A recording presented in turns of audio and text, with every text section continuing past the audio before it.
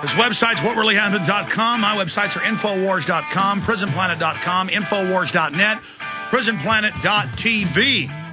Then we have bibliographies online at falltherepublic.com or .net, theobamadeception.com, whatistheendgame.com, where we document everything we claim. We have to stop rolling over to this tyranny, stop capitulating to it, ladies and gentlemen. And I do see people waking up. I do see people getting angry. And Chertoff and others already made the deals to some numbers that are as high as $9 billion for these scanners and other systems. I mean, this is just outrageous to see them out in the open doing this, making money, enslaving us, Mike. It is. It's just absolutely, it's very depressing to see. But you were talking in the last segment about standing up and saying, I'm not going to be a slave anymore. And I keep thinking about what is the institution that we have in our society that is always teaching us to be on our knees and to turn the other cheek and not fight back. And it seems to be organized religion, which may explain why they get all these tax breaks from the government. And it almost seems sometimes like religion, or organized commercial religion, is definitely on the side of the government, where they're working to try and talk us out of fighting back against our clergy oppressors. Response teams. Faith-based initiative in the last 9 years has completely taken over all the denominations, and we got the secret documents. Now mainstream media admits it. The preachers are training their flocks, quote, for martial law. Yeah, render unto Caesar and all the rest of that. So we need to recognize that those churches, they're part of the problem. They are not working for the freedom of the people. I think one of the popes once said there never should have been a Bill of Rights because God does not grant to man rights of freedom of speech and freedom of movement. Unbelievable. And now the Pope's calling for a global tax for the environment. It's just world governments being openly called for. I mean, this is just outrageous. It really, really is. The only good news is that the failure of the when pigs fly flu to become the scourge that it was promised, the failure of the human-caused global warming agenda, those were two of the three pillars on which the foundation for global government was being built. So they're in serious trouble right now because the credibility of global government is very damaged. People are not seeing it as a blessing and a benefit. They're seeing it as the enemy of their own personal freedom. And so I think people are starting to dig their heels in, but they need to get angry. They need to find out whatever it is that's in their diet or their lifestyle or whatever that is persuading them not to be angry. They need to understand that anger is a defense mechanism. It is a survival mechanism, and they need to start getting into that because anger is going to give you the energy and enthusiasm to do what needs to be done to secure your freedoms. Government never makes you free. You have to take your freedom from the government. Well, expanding on that, you're right. They've tried the fake global warming. They're still moving forward on that, but they're damaged. They tried the fake swine flu. That blew up in their face, a big disaster for them. All this news in Europe of indictments and corruption at the UN, fear-mongering it with companies to make money.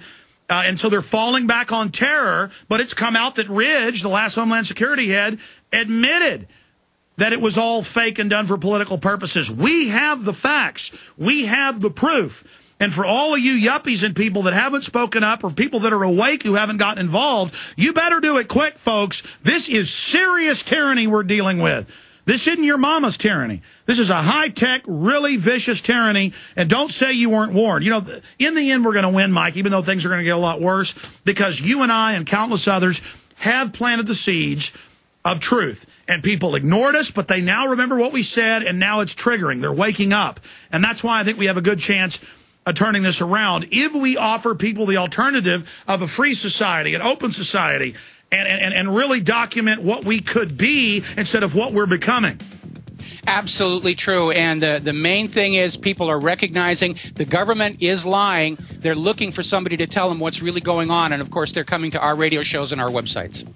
Mike, you're awesome. Thank you so much for joining us. Keep up the great work, and it's good to be working with you and exposing and developing this boycott of the airlines and others to stop these naked body scanners like we stopped the global warming fraud and the flu fraud. Well, he invented the Hollywood Stock Exchange and a lot of the systems used on modern stock markets today. He's a very successful broker, TV host on British television, Russian television. The list goes on and on. Author, researcher, filmmaker, Max Keiser. He's with us for the rest of the hour. We're going to talk about the whole new launch of a operation in Yemen that they were launching the last few months, kicking off with the underwear bomber, the naked body scanners. We're going to get into what's really happening with the economy. Robert Rubin, one of the chief architects of the economic implosion by design, saying we need new taxes or we're all sunk, taxes paid to the banks and interest on money we gave them. We're going to talk about the government takeover of healthcare that even Howard Dean says is a ripoff. It's all coming up with Max Keiser. But Max, I've been talking the last 2 hours about the capitulation to tyranny, the naked body scanners. The London Guardian saying new scanners break child porn laws. The articles we have up on prisonplanet.com, a call to action to boycott this. Max Keiser, good to have you with us. Yeah, Alex Jones, Happy New Year. You know, this is a continuation of what I've been talking about, what I call the casino gulag model. The casino part, of course, is that the stocks in all these body scanning machines have skyrocketed, a couple of them up 25% recently, and that's the whole casino aspect of the economy. And the people who are behind these attacks, of course, are professional speculators, gamblers, stock market players, and this goes all the way back to 2001 and the 9/11 incident. We've got professional speculators who are involved in all of these incidents, and they're making big bucks. And the legislation is always about making it easier for speculators and making it harder for people who want to save money, who want to get a rate of return on their savings, who want to get a decent job, who want to get a decent wage. Those people are being put into the gulag. That's the gulag side of the equation. And the casino side, the professional speculators, are winning. So it's professional speculators in the casino versus all the wage earners and savers in the gulag. And that's been going on for years. I've talked about it on your show many times. And it's so the casino economy, the casino economy is eating the final remnants of the real economy, and they're making all their profits in the run-up to total control of society. Pretty much. You know, they want to make 100% on their money in 5 weeks instead of 5 months or a year or 2 years. You know, it's always faster to make money on crashes than it is to make money on the way up. You know, markets tend to crash faster than they build up over time because fear is a lot more powerful than faith.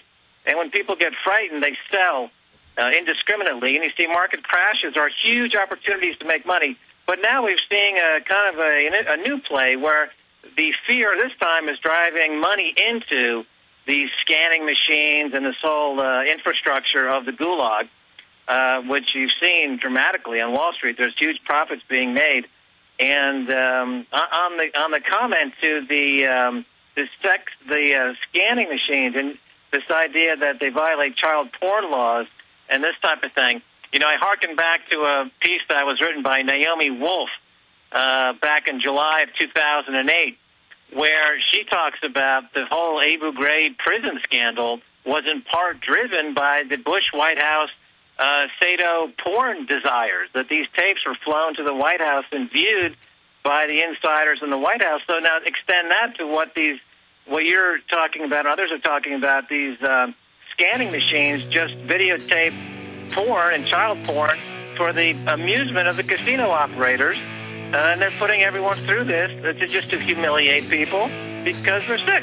It's an act of submission. If you can make people hurt their kids through, openly be scanned naked, you can get anything you want. Max Keiser, stay there. Let's continue. Calls coming up and a lot more. Your financial look into 2010. We'll be right back with Max Keiser at maxkeiser.com.